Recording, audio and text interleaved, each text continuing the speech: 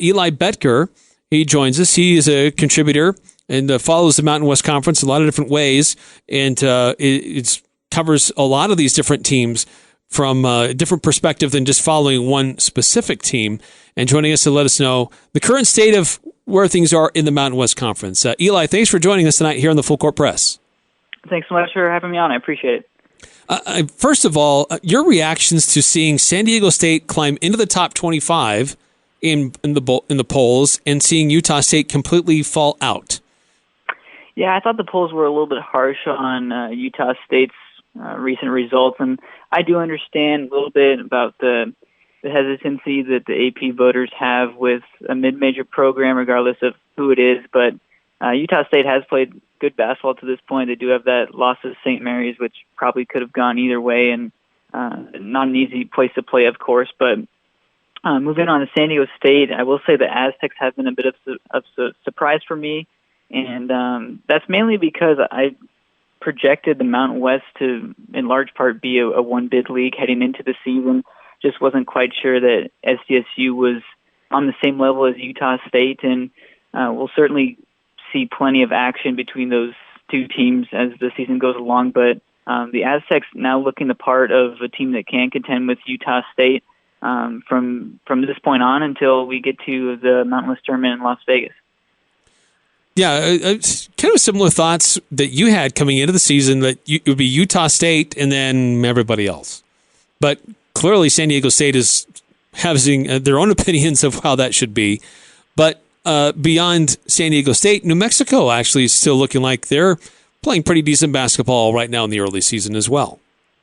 Yeah, they have played good basketball, and that's probably the team that I have probably the most modest opinion on in the Mountain West this season. I just was not quite buying into the Lobos heading into the year, and I know how much talent is on this roster. You have so many high major capable transfers, but as we've seen, especially in this conference and in years past, it's a challenge to get all of those players on the same page when they come from different schools for a variety of reasons. And what Eric Musselman did with that Nevada program the last handful of seasons, I think is not the norm. It's more of the exception.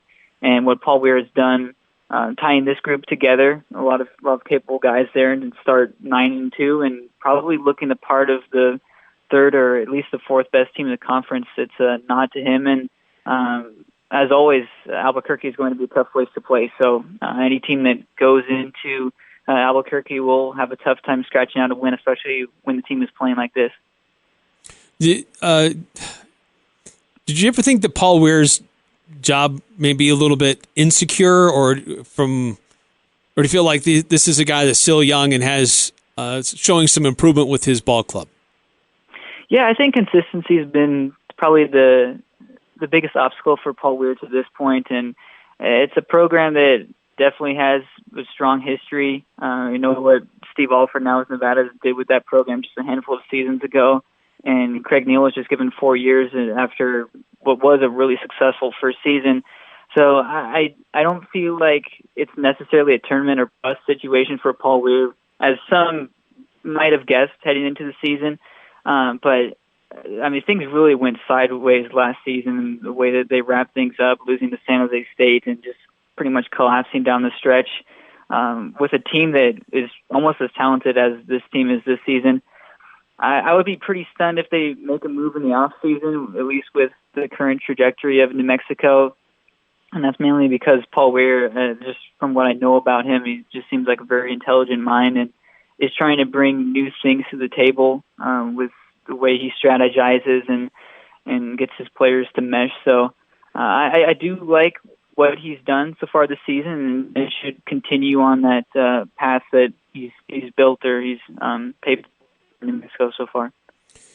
When you mentioned Eric Musselman, he leaves Nevada, and in his place comes another coach that's very familiar with the Mountain West. Steve Alford had some pretty good success when he was at New Mexico. Didn't have that same level of success, kind of struggled at UCLA, but he comes back to the Mountain West, different location. Do you see that translating okay after Nevada left, had so many key players leave? They seem to be kind of finding themselves or at this point, where earlier in the season, maybe there's still some uncertainty about what they would look like? Yeah, I think it's going to take some time, of course, with Steve Alford, and I mean, how many coaches can you really rely upon across the nation to inherit a new roster, a new program, one that's lost 5 senior starters, and just what was a tremendous season for Nevada, even if it didn't translate to NCAA tournament victories. Just what Musselman had done the last 3-4 years for this program was tremendous, and so there are going to be nights like there were on Tuesday night, and I know that Nevada didn't expect to lose to BYU by 30-something points, but it's just going to happen when you're in a bit of a transitional phase, and I don't think any coach is necessarily immune from that. I do think that Nevada long-term will be just fine, and they might even wind up competing for maybe the second or third spot for the Mountain West tournament later next year. So I think that this program will be just fine, and Steve Alford, I do think, is the right pick to carry on what Eric Musselman has been able to accomplish. So I think that they'll be just fine in Reno. So certainly there's like a what I would classify as a top tier of the Mountain West: San Diego State, Utah State. I'd even include New Mexico in that. Nevada's just on the outside, but not too far. And then you just have a whole lot of, I don't know what. I mean, a lot disappointment, mediocrity. This doesn't seem like the rest of the Mountain West is doing a heck of a whole lot. Am I missing something there, or would you classify it differently? No, I think you nailed it there. I think it has to come down a lot of like which players we had outgoing in the spring, and a lot of talented players just for pretty much across the board. Every team lost at least one starter that was an upperclassman. So you do see a lot of that transition. I think UNLV, Fresno, and Boise State, those are 3 programs that are probably capable of turning it around, but Fresno State and UNLV have struggled out of the gates, closing down some winnable games for sure. Those are 2 programs that I have my eyes on. And I do really like the Boise State program as well. Derek Alston's a guy that I think is as capable of any player in this conference, and he'll go on and have a very successful professional career.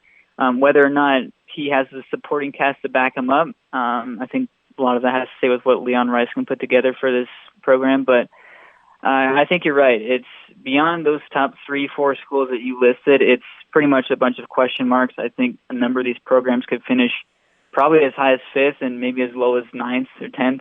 I mean, even Wyoming and San Jose State have shown some positive signs. They don't really necessarily know where those 2 programs that were picked to finish 10th and 11th, respectively, you don't really know where those will finish up either. So it brings plenty of excitement to the Mountain West, though, in a program that seems to surprise at least twice a week. At this point, and granted it is still a very young season, but at this point of the season, is there one team that surprises you more than any, and perhaps how maybe disappointed you are in where they're at and how well they're not doing? Yeah, I would probably say Fresno State has probably been my underwhelming choice. They've lost some really close games, but I still think when you have a group of guys led by Nate Grimes, who I think is a tremendous forward, and Noah Blackwell, who's a great guard that's now stepping in for the outgoing Deshaun Taylor. I did have at least somewhat modest expectations for this Fresno State program, but wasn't necessarily expecting a 2-6 start with losses to San Diego, CSU Northridge. So I can't expect this team to turn it around as the season progresses, but you can probably say that about just about every team in this conference. But on more of a positive note, I know a lot of folks around the country are saying the same thing, but San Diego State has really delivered, and this is a program that has had a lot of obstacles and challenges in non-conference play, particularly under the lead of Brian Dutcher. He's had his fair share of non-conference hiccups, and to see this program off to a perfect start and could very well be the final undefeated team remaining in the nation, and they're projected to do so by KenPom. It's not really something I was expecting, and it sets up nicely for a 2-team race at the very least for the Mountain West as the season progresses, which I think is particularly beneficial for both of these 2 teams as well as the remainder of the conference, to have 2 top 25 caliber teams battling it out for seeding and also the Mountain West Tournament Championship.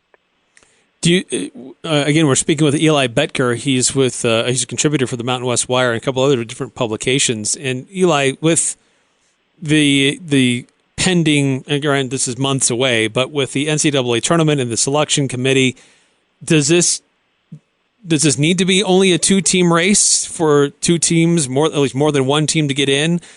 Can really the Mountain West Conference do anything to help itself over these next couple of weeks before conference play really starts to get going? Well, if you see a third team start to solidify, I'm particularly looking at New Mexico or maybe even Nevada or Boise State if you want to throw them in there as well. If there's a third team that can solidify itself as that firm number 3, and you have that team that maybe not surpasses the San Diego State or Utah State the rest of the season, but just remains maybe in a type of position that Fresno State was last year, and just continues on a solid pace throughout the year, then you're really setting up what could be a 3-bid league again, because if you have 2 capable at-large teams and both of those teams go down in the Mountain West tournament, then that sets up an auto bid, which adds another team into that field of 68, and that's ideally what the Mountain West wants and honestly has received the last couple of years. So I can't necessarily put my finger on which team that could be the remainder of the season.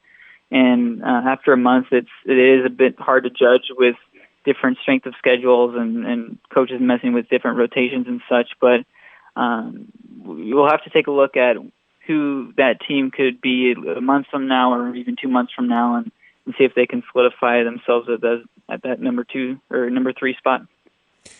From your observations as an outsider, just keeping an eye on Utah State, so what are some of your early observations about this team and where they're at right now?